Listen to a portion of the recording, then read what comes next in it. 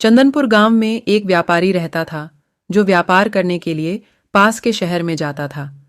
वह अपना सारा सामान अपने सिर पर रखकर दूसरे शहर जाता और अपना सामान बेचकर पैसे लेकर वापस घर लौटते समय रास्ते में यही सोच रहा था, अरे आज तो बहुत थक गया, लेकिन कोई बात नहीं, पैसे तो अच्छे मिल गए। यही सोचते सोचते नदी के पास पहुंच जाता है और नदी को पार कर लेता है और गांव के पास पहुंच गया। तभी उसे उसका मित्र रामू मिलता है और व्यापारी से कहता है, मित्र, यार तेरे पास इतने पैसे हैं, फिर भी तू इतना वजन सिर पर ले जाता है।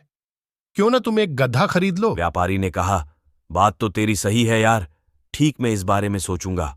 और वो वहां से घर की तरफ निकल पड़ता है और थोड़ी ही देर में घर पहुंच जाता है और खटिया पर बैठकर सोचने लगता है।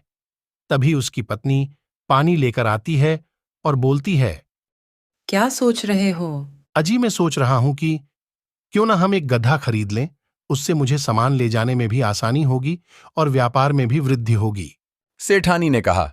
ये तो बहुत बढ़िया रहेगा व्यापार के लिए। व्यापारी ने कहा, अच्छा तो मैं गधा खरीदने के लिए शहर जाता हूं। सेठानी बोली, जी जाइए। व्यापारी शहर के लिए निकल पड़ता है।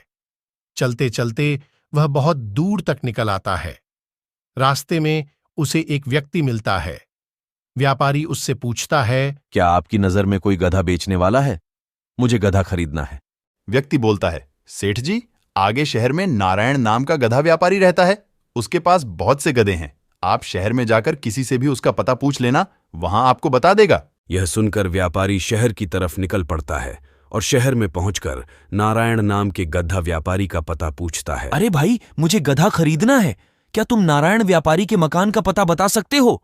अरे सेठ जी, यह से सीधा चले जाओ, थोड़ी ही दूर नारायण व्यापारी का मकान है। उधर नारायण सोचता ही है, यार मेरे पास सिर्फ ये एक ही गधा है और ये भी आलसी।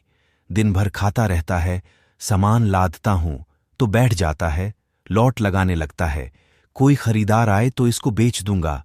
तभी वहां व्यापारी पहुंच जाता है। व्यापारी बोला, क्या भाई आपके पास गधा बिकाऊ है? मुझे गधा खरीदना है।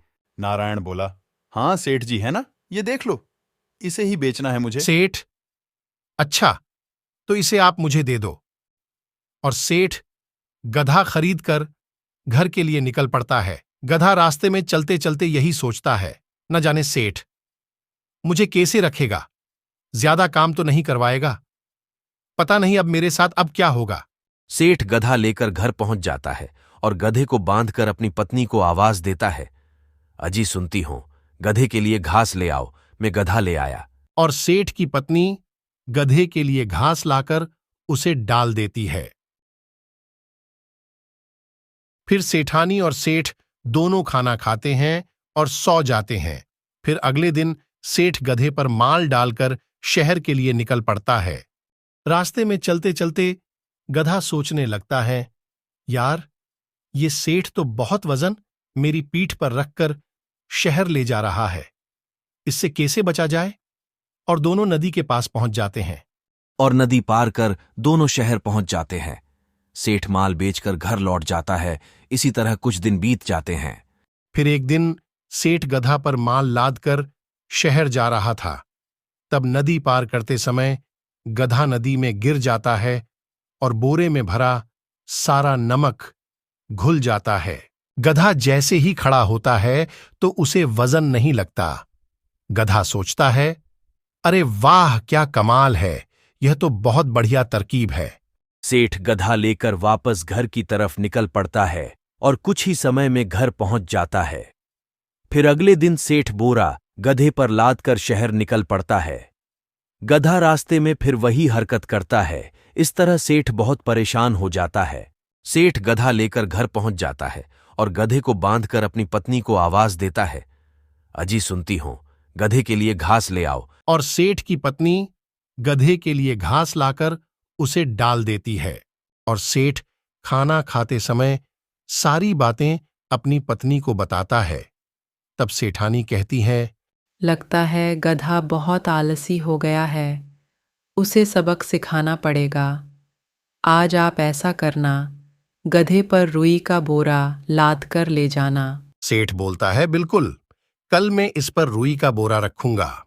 अगले दिन सेठ गधे पर रुई का बोरा रखकर शहर के लिए निकल पड़ता है।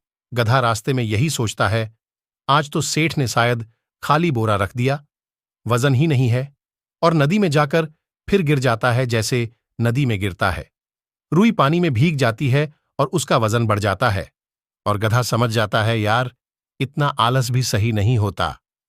आज सेठ ने कम वजन रखा था, फिर भी मैं नहीं समझा, और अब इतना वजन लेकर मुझे चलना पड़ रहा है।